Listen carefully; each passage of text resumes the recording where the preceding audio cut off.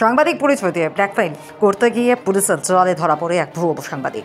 বহুদিন ধরে কাছাড়ে বিভিন্ন জায়গায় গিয়ে সাধারণ মানুষকে সাংবাদিক পরিচয় দিয়ে হেনস্থা করছে একাংশ ভুয়ো সাংবাদিক।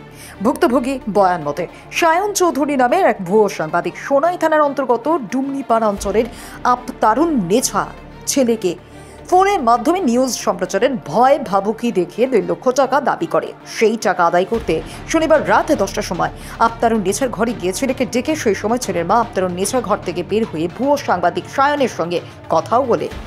সায়ন চৌধুরী জানায় তার সঙ্গে সোনাই পুলিশ রয়েছে এবং ডিআইজি সঙ্গে থাকা তার একটি ফটো দেখিয়ে টাকা আদায়ের জোর প্রচেষ্টা করে। পরবর্তীতে অনুমতে 5,000 টাকা নিয়ে চলে আসে। রবিবার সকালে ওই মহিলা ছেলেকে সঙ্গে নিয়ে সোনাই থানায় এসে একটি এজাহার দায়ের করে সায়ন চৌধুরীর বিরুদ্ধে। এজাহারের ভিত্তিতে সোনাই ওসি সায়ন চৌধুরীকে তার নিজ বাড়ি থেকে আটক করতে সক্ষম হয়।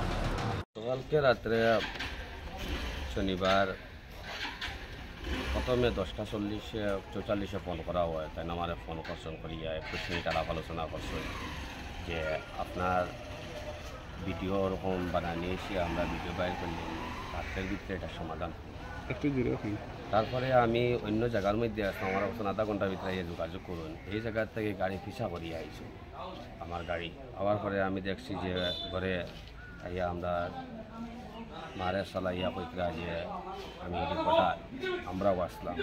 তখন তার কাছে আই কার্ড একটা আসলো, আই কার্ডও ফটো নিবার দিছেন না, আর মাইকও ইয়াও ধরি লেছেন। ধরিয়া তান কিছু আলাপ আলোচনা করছেন যে তোমার এখানে যে জমি সংক্রান্ত বা তুমি এটা চলতায় বা অশালীন মন্তব্য করছো, মানে একটা দিয়ে একটা ভিডিও বানাইয়া। আমি খবর লিয়ে দেখলাম তাই তো কোনো রিপোর্টার না, এইভাবে তারা একটা পেজ চালাইয়া মানুষের হ্যারাসমেন্ট করে আর টাকা পয়সার অনেক দাবি করে।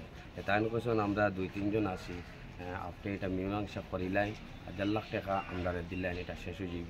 আমি কইছি আমার কাছে কোনো টাকা নাই, কারণ আমি তো কোনো টাকা ইনকামও করতে পারি না, আমি আমার চলিয়ার আমার ভাইগুলো তারা আলাদা চলত। এরপরে ওটা কোয়েছেন 50,000 দিলাম, এরপরে কোয়েছেন 30,000 দিলাম। আমি কোনো টাকা দিতে রাজি হয়েছি না। আমার কোয়েছেন যে তার লগে থানা স্টাফ বা এসপি বা ডিসি বা ডিআইজি যে তান আমরা ফোনবো দেখে বয় ফাইলেছি। মুখ্যমন্ত্রীর কথা কইছেন, আমরা তো জানি মুখ্যমন্ত্রী সারা যে ইলা হইলে তো আমরা তো অফিসারে জানাই বাবা উঠাই নিবা। আমরা ঘটনা পুরা বুঝতে পারছি না, ডিআইজি স্যারের ফটো তার লগে জয়েন্ট পাই আমরা বয় ফাইলেছি।